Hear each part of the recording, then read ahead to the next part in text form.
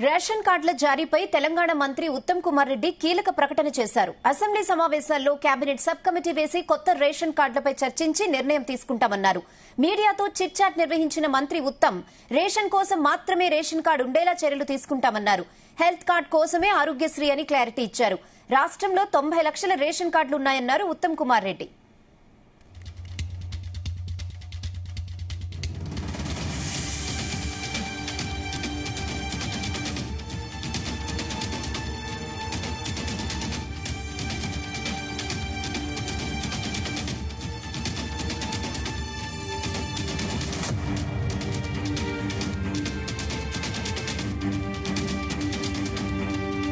ఈ విషయంపై మరిన్ని అప్డేట్స్ మా ప్రతినిధి శ్రీచరణ్ అందిస్తారు. శ్రీచరణ్, రేషన్ కార్డుల జారీపై తెలంగాణ నీటిపారుదల శాఖ మంత్రి ఉత్తమ్ కుమార్ రెడ్డి కీలక ప్రకటన చేశారు. అసెంబ్లీ సమావేశంలో కేబినెట్ సబ్ కమిటీ వేసి కొత్త రేషన్ కార్డులపై చర్చించి నిర్ణయం తీసుకుంటామని కూడా ఆయన అన్నారు. మీడియాతో chit chat off the record కూడా ఆయన కీలక వ్యాఖ్యలు చేశారు.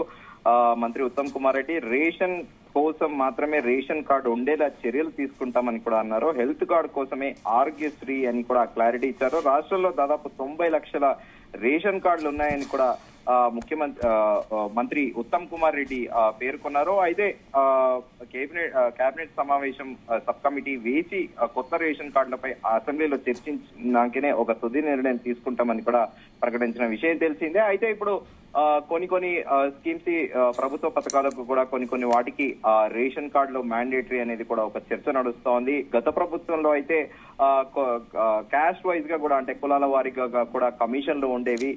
బీసీలకు కానీ అలాగే అన్ని కాస్ట్ లో అప్పర్ క్యాస్ట్ లో వాళ్లకు కూడా బీఆర్ఎస్ ప్రభుత్వ హయాంలో కూడా ఈ రేషన్ కార్డు అని బేసిక్ గా యాన్యువల్ ఇన్కమ్ సర్టిఫికేట్ తో పాటు యాన్యువల్ ఇన్కమ్ సర్టిఫికేట్ వచ్చాక కాస్ట్ సర్టిఫికేట్ అడిగేవారు. కాస్ట్ సర్టిఫికేట్ తర్వాతనే ఆ ప్రభుత్వంలో వివిధ కులాల వారీగా ఉన్న స్కీమ్లు అనేవి కూడా అందరికీ వర్తించేవి.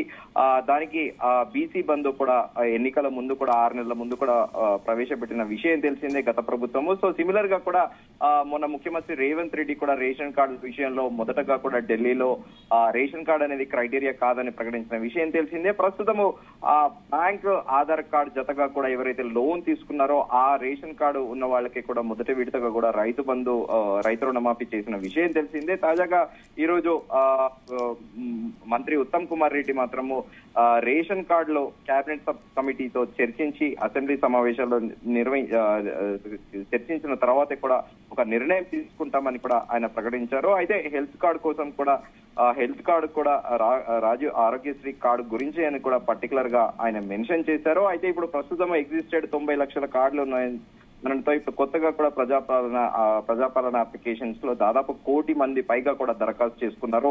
ఈ 90 లక్షలతో పాటు మరి ఇప్పుడు ఇనిషియల్ గా గవర్నమెంట్ ఎంత మందికి ఇస్తుంది, మొదటగా కూడా 10 లక్షల మందికి ఇస్తుందా లేకపోతే 20 లక్షల మందికి ఇస్తుందా కార్డు అనేది కూడా ఒక చర్చనీయాంశంగా మారింది. ఎందుకంటే చాలా మంది కూడా మనం చూసాము ప్రభుత్వం ఏర్పడ్డాక మొదట్లో డిసెంబర్ ఎండింగ్ జనవరిలో కూడా చూసుకుంటే ప్రజాభవన్ లో విశేష స్పందన లభించి ప్రజలందరూ కూడా రోడ్ల మీద బారులు తీరిన విషయం తెలిసిందే. అందరూ కూడా తమకి ప్రభుత్వం 6 గ్యారెంటీలు ఏవైతే హామీ ఇచ్చిందో వాటన్నిటికీ కోసం కూడా దరఖాస్తులు చేసుకున్నారు. ముందుగా పలుమార్లు కూడా మనం చర్చించుకున్నాము. 2021 కరోనా సెకండ్ వేవ్ అప్పుడు బీఆర్ఎస్ ప్రభుత్వం సివిల్ సప్లైస్ డిపార్ట్మెంట్ నుంచి ఒక నోటిఫికేషన్ ఇచ్చింది. కొత్త రేషన్ కార్డుల గురించి కూడా నోటిఫికేషన్ ఇస్తూ కూడా ఉత్తర్వులు జారీ చేసింది. కానీ అప్పట్లో కూడా చాలా మంది రేషన్ కార్డులు అప్లై చేసుకున్నారు. అయితే ఇప్పుడు గత ప్రభుత్వంలో అప్లై చేసుకున్న రేషన్ కార్డులది కూడా ఆ జాబితాను కూడా ప్రభుత్వం పరిగణిస్తుందా లేకపోతే కొత్తగా ప్రజాపాలనలో అప్లై చేసుకున్న వాళ్ళకి ఇస్తుందా అనేది కూడా పూర్తి స్థాయి ప్రభుత్వం నుండి రావాల్సి ఉంది. Rayana, okay Sricharan, thanks for the updates.